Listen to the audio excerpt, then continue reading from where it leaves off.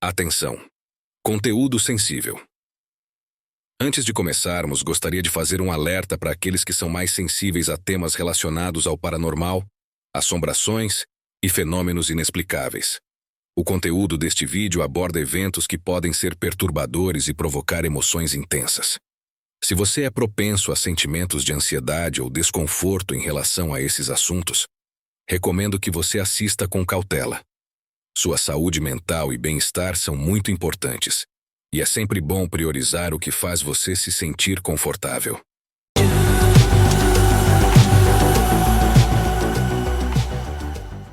Agora, vamos mergulhar na história fascinante do Wizard Cliff.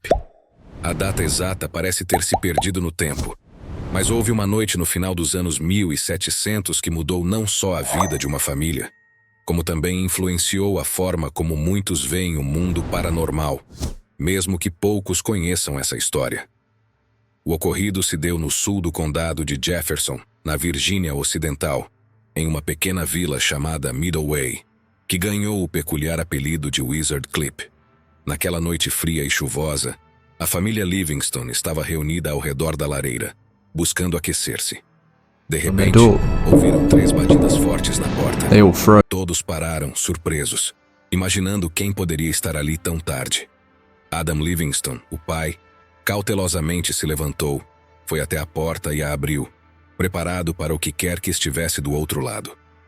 Diante dele estava um homem com roupas gastas, sem barba, visivelmente exausto pela chuva e o vento. Com um sotaque irlandês, o homem explicou que havia se perdido e procurava abrigo para passar a noite, pois não estava preparado para a tempestade. Adam, conhecido por sua generosidade e hospitalidade, acolheu o estranho. Mal sabia ele que esse simples gesto traria consequências para toda a sua família e comunidade. Esse evento deu início a uma série de acontecimentos misteriosos que marcaram a vila, considerado por alguns como o primeiro poltergeist das Américas, anterior até à famosa história da Bruxa de Bell. Muito dessa história foi passada oralmente pela região, mas há alguns relatos escritos posteriores. A cronologia dos eventos é um tanto incerta, mas foi bem organizada por Michael Kishbooker em seu livro A Lenda dos Apalaches, de The Wizard Cliff. O caso tem muitas semelhanças com outros fenômenos poltergeist modernos, como o famoso Enfield Haunting e o incidente em Rheol Fanog. O mistério do Wizard Cliff é, no fundo, uma história de fantasmas, mas vai além disso. Envolve imigração, disputas entre instituições religiosas, escravidão e superstição. É também um reflexo da formação dos Estados Unidos e de como crenças profundamente enraizadas se entrelaçaram para moldar uma nova sociedade. Ela também levanta uma questão importante. Você colocaria suas crenças de lado por um desconhecido? Agora, pegue uma bebida quente, apague as luzes e se acomode. É hora de voltar àquela noite chuvosa na casa dos Livingston. O estranho. O homem entrou na casa dos Livingston e Mary, esposa de Adam, orientou os filhos a prepararem uma cama para o visitante. Eles deram roupas secas para o homem e o deixaram se aquecer junto à lareira, enquanto Mary lhe oferecia comida. Embora ele estivesse grato, sua viagem tinha sido exaustiva e ele parecia muito abatido. Logo, ele se retirou para o quarto improvisado, mas Mary notou que o homem não parecia estar bem. Adam acreditava que, após uma boa noite de sono e calor, ele se recuperaria, mas isso não aconteceu. A família foi acordada no meio da noite pelo som de uma tosse forte. Adam bateu a porta antes de entrar no quarto e encontrou o homem em um estado ainda pior do que antes.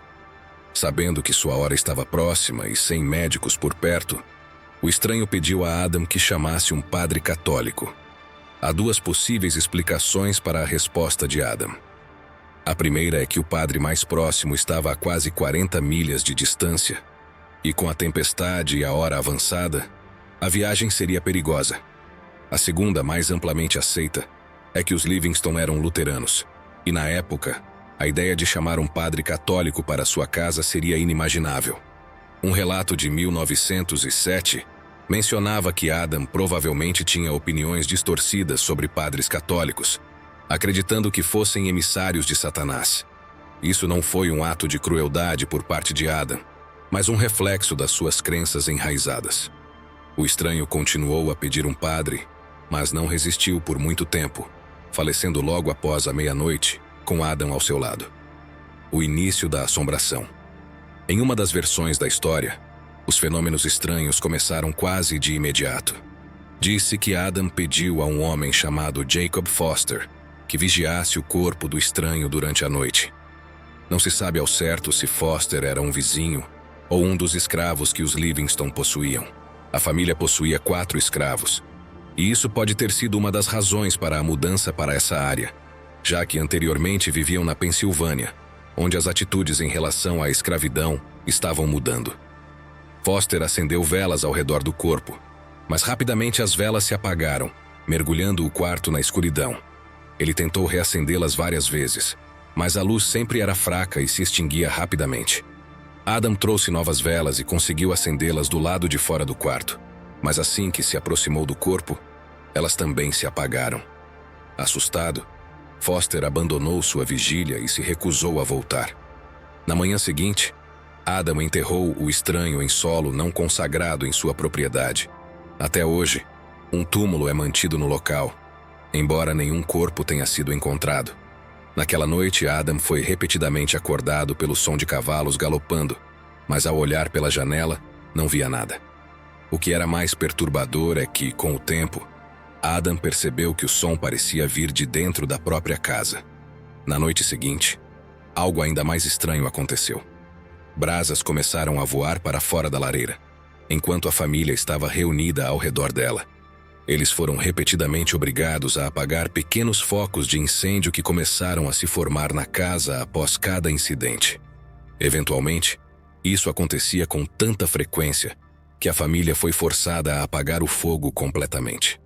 Eles ficaram diante de uma difícil escolha: enfrentar o frio extremo ou arriscar ver sua casa pegando fogo. Esse não seria um evento isolado, e a família logo precisou se acostumar a se agasalhar bem, pois manter a lareira acesa se tornou muito perigoso. Essa estratégia, porém, não foi suficiente. Em diversas ocasiões, membros da família se retiravam para seus quartos à noite, apenas para encontrar suas camas envoltas em chamas. Aterrorizados, corriam para apagar o fogo a cada vez. Os sons durante a noite se tornaram constantes. Mais frequente do que os cavalos era o som de batidas.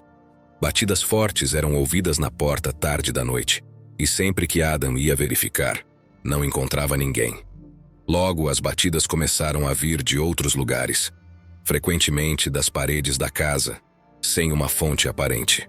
Essas batidas mantinham a família acordada, privados de sono e aterrorizados com o que poderia estar causando aquilo. A atividade sobrenatural não se restringia à noite. A possível causa das batidas pode ter sido identificada quando a família começou a presenciar, à luz do dia, seus móveis se movendo pela sala, batendo nas paredes e às vezes voltando ao lugar original. Pratos eram jogados das prateleiras caindo ao redor das crianças, que gritavam de medo na cozinha. Os estranhos eventos não se limitavam ao interior da casa. Uma estrada passava ao lado da propriedade dos Livingstons, e frequentemente homens irados batiam à porta, exigindo saber por que a família havia colocado uma corda atravessando a estrada, bloqueando a passagem de suas carruagens.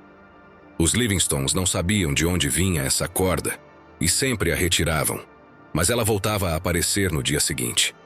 Cerca de 4 milhas da propriedade dos Livingstons vivia uma família católica irlandesa, os McSherrys, que também testemunharam os acontecimentos. Um dia, 2 filhas de ambas as famílias estavam branqueando um pedaço de linho novo e o deixaram secando na grama. Quando se afastaram por um breve momento, o linho desapareceu. Isso foi um erro caro, já que um pedaço de linho daquele tamanho valia uma boa quantia. Estranhamente, após 3 semanas, o linho foi encontrado, cuidadosamente dobrado em um arbusto, em perfeitas condições. Cidade do Clip. Foi nesse período que a vila de Midway ganhou o apelido peculiar de Clip Town, ou Cidade do Clip, e as assombrações começaram a se tornar conhecidas na região. A família começou a ouvir sons de cortes e cliques em torno da casa, sem uma explicação clara. Logo perceberam o que estava acontecendo. Pequenas formas de lua crescente estavam sendo cortadas em qualquer tecido da casa, aparentemente por tesouras invisíveis. Roupas de cama e toalhas de mesa eram encontradas com esses cortes estranhos. As histórias sobre a assombração se espalharam, e visitantes começaram a chegar a Midway para testemunhar o fantasma das tesouras. Muitos relatavam retirar lenços de seus bolsos apenas para encontrá-los cortados. Um alfaiate, que estava a caminho de entregar um terno caro, passou pela casa dos Livingstons. Ao chegar, seu cliente não ficou satisfeito ao descobrir que o terno havia sido cortado em tiras. Outro visitante, ao entrar na casa, colocou seu chapéu na bolsa. Quando foi pegar o chapéu para partir, descobriu que ele tinha sido cortado em várias partes. Em um incidente quase cômico, um grupo de rapazes levou suas companheiras até a propriedade dos Livingstons para provar sua coragem na terra assombrada. Durante uma dança, um dos homens ouviu o familiar som de corte e ficou mortificado ao perceber que suas roupas haviam sido cortadas, deixando sua parte traseira exposta para sua acompanhante e amigos. No entanto, o fenômeno do corte não se limitava a brincadeiras. A situação tomou um tom mais sombrio quando os animais da propriedade começaram a ser afetados. Certo dia, Mary Livingston estava no jardim com amigos, observando uma família de patos andar pelo local, quando ouviram o som familiar de cortes. Horrivelmente diante de seus olhos, os patos foram decapitados de forma bruta. Esse não foi um caso isolado. A família não conseguia manter aves na propriedade, pois todas eram misteriosamente mutiladas. Essa atividade explica a origem do clipe no apelido. Dependendo da perspectiva, o que causava os incidentes poderia ser visto de diferentes maneiras. Os católicos da região acreditavam que fantasmas ou demônios estavam por trás dos eventos. Já os protestantes pensavam que era feitiçaria. Acreditavam que a família Livingston havia atraído a ira de uma bruxa. Curiosamente, os tipos de eventos atribuídos às bruxas no passado são muito semelhantes aos que, a partir da década de 1970, passaram a ser explicados como poltergeists. Embora a explicação tenha mudado, o fenômeno paranormal continuou a ser atribuído a forças além da compreensão. A família lidou com a assombração por vários anos, referindo-se a ela principalmente como um incômodo. Isso mudou em uma noite quando os incêndios retornaram. Desta vez, o celeiro pegou fogo, resultando na morte de todo o gado que estava dentro. Foi nesse momento que Adam Livingston percebeu que precisava buscar ajuda, pois sua família estava em grave perigo. Buscando ajuda, Adam decidiu contatar vários sacerdotes protestantes para obter auxílio. Primeiro, conversou com seu pastor luterano, que informou que não possuía o poder de exorcizar as forças das trevas de sua casa. Um poder que, segundo ele, existia apenas nos tempos antigos. Adam tentou conversar com outros pastores, mas estes não acreditavam que fosse um caso paranormal. Sugeriram que a família enfrentava problemas de saúde mental ou que alguém estava deliberadamente causando problemas para os Livingstons. Em seguida, Adam procurou a ajuda de um ministro episcopal e imigrante escocês chamado Reverendo Alexandre Balmain. O Reverendo Balmain realmente tentou realizar um exorcismo na casa, mas foi um total fracasso. O espírito, supostamente, pegou o livro de orações do reverendo e o jogou em um penico. Depois disso, vários pastores luteranos foram à casa para tentar ajudar, mas foram repelidos por pedras e tijolos que eram lançados contra eles por uma força invisível. Após falhar em buscar ajuda na sua igreja, Adam aparentemente decidiu trabalhar com praticantes de magia. No entanto, isso também não teve sucesso.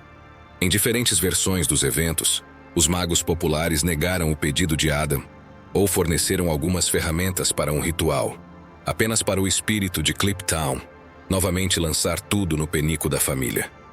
Como mencionei, existem várias interpretações dos eventos na história da assombração, dependendo da fonte. As narrativas protestantes ou seculares tendem a divergir um pouco das católicas. Portanto, é importante notar que a maioria dos eventos a seguir provém de uma perspectiva católica sobre o que supostamente aconteceu com a família Livingston. Dependendo da interpretação do que poderia estar habitando sua casa, isso se torna ainda mais interessante. Após as tentativas fracassadas de buscar ajuda, Adam teve um sonho peculiar. Nele, viu um homem vestido com hobbies. Ele não reconheceu o homem nem as vestes que usava, mas uma voz lhe disse: "Este é o homem que lhe trará alívio." Depois de discutir o sonho com outras pessoas, a esposa de Adam e os vizinhos católicos, os McSherrys, o convenceram de que era, na verdade, um padre católico que ele havia visto e que ele deveria finalmente convidar um sacerdote para sua casa. O padre Cahill visitou a casa. Ele estava cético em relação aos eventos, mas mesmo assim aceitou ver se poderia ajudar. Curiosamente, um pequeno saco de dinheiro que havia desaparecido de um dos baús dos Livingstons foi encontrado no chão no momento em que o padre cruzou o limiar da casa. O padre abençoou a casa e usou água benta por toda a parte. Como em muitos desses casos, isso acalmou a atividade por um tempo, mas não a fez parar completamente. Em menos de uma semana, a família Livingston entrou em contato novamente com o reverendo Cahill. O fato de ele ter conseguido interromper a atividade, mesmo que temporariamente, deu esperança a Adam e sua família de que ele poderia ajudá-los a acabar com isso para sempre.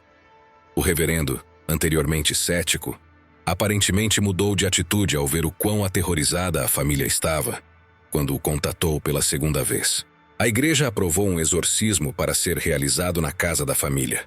Inicialmente, seria conduzido pelo reverendo Bradley, mas ele ficou tão apavorado com a atividade que ocorria dentro da casa, enquanto tentava ler os ritos de exorcismo, que mandou chamar o reverendo Cahill para ajudá-lo. O exorcismo foi considerado bem-sucedido, pelo menos aos olhos da Igreja Católica.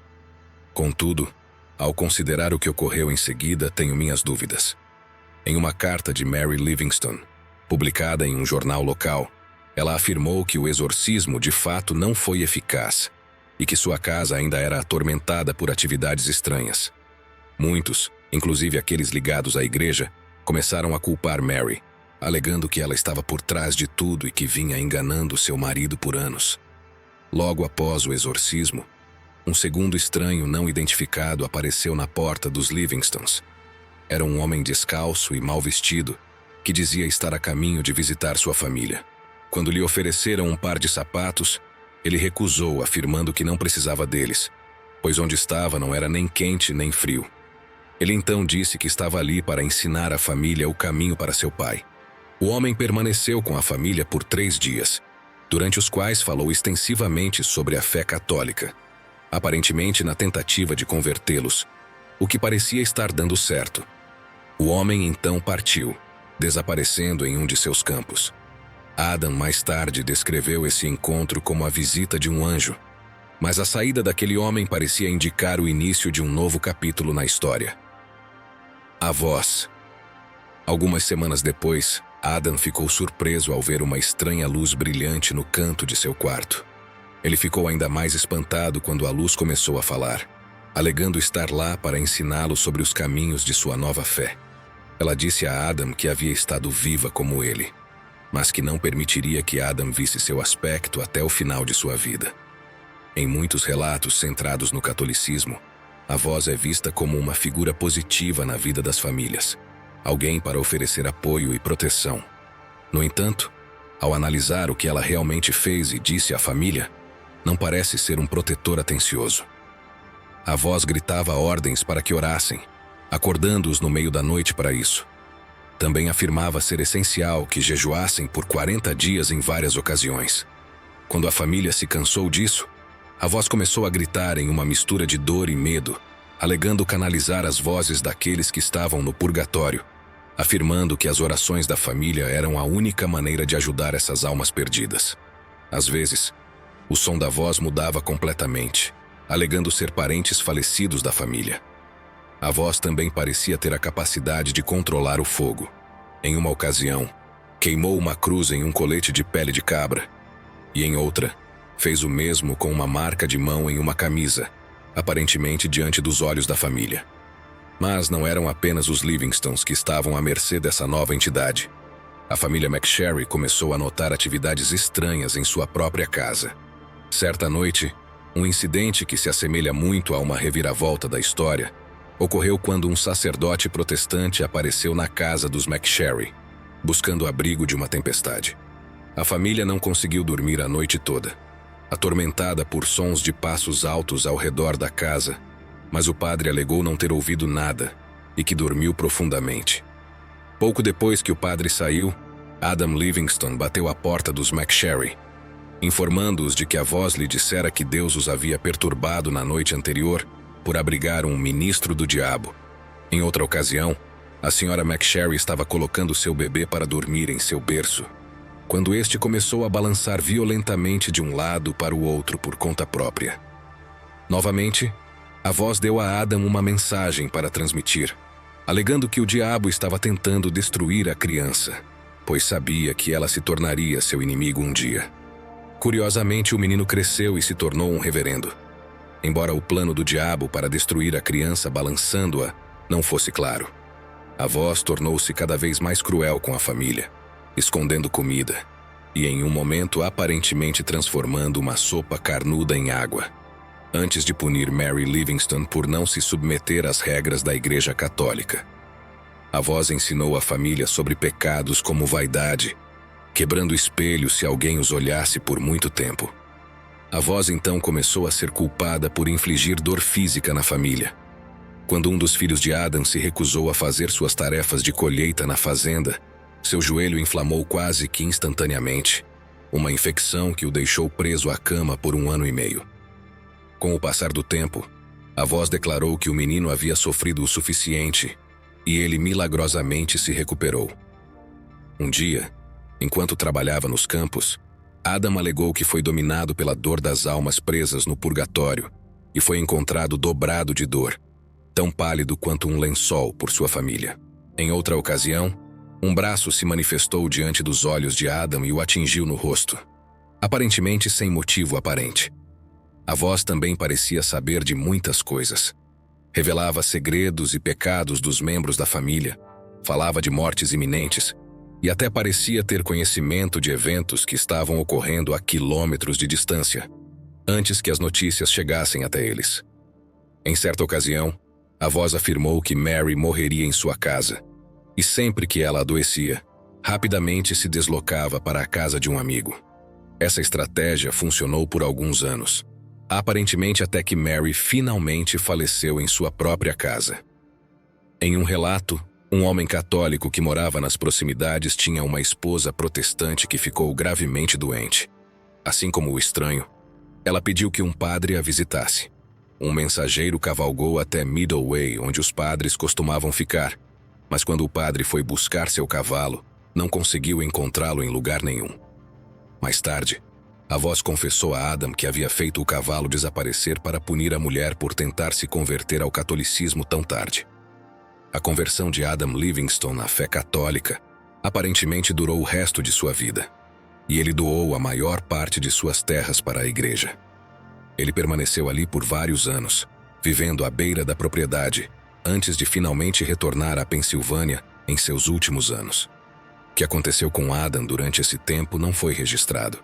Alguns afirmam que ele alegou que a voz permaneceu com ele por 17 anos antes de deixá-lo, mas não sabemos por que decidiu partir. Apenas 5 anos depois, Adam faleceu. Nunca saberemos se a voz revelou sua verdadeira forma a ele antes de desaparecer para sempre.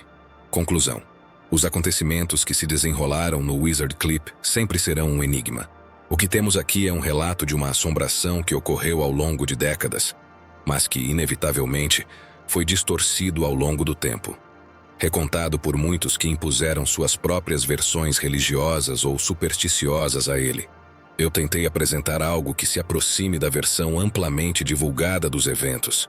Fico realmente curioso para saber o que todos vocês pensam sobre isso. Como narrativa, parece uma fascinante mistura de eventos paranormais, lendas urbanas, folclore e religião, tudo em uma criação única. Se desejar, por favor, deixe seus comentários sobre este caso abaixo. E como mencionei anteriormente, se você tiver um tópico que gostaria que eu abordasse, sinta-se à vontade para sugerir também. Nem sempre consigo responder a todos, mas leio todos os comentários que aparecem.